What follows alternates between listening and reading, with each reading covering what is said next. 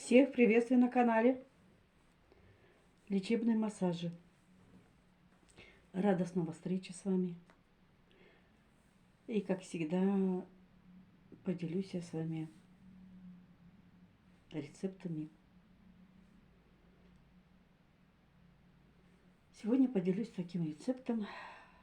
Рецепт от кашля. Лавровый лист молотый, мед в банку на 7 дней принимаем от кашля. Тем более, если долго не лечишь кашель, очень хорошо помогает. Ну и другие есть.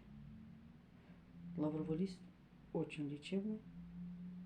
Я на себя применяла. Результат быстро был. 2-3 дня, и мне уже кашель отходил. Так что принимайте, лечитесь, будьте здоровы, счастливы.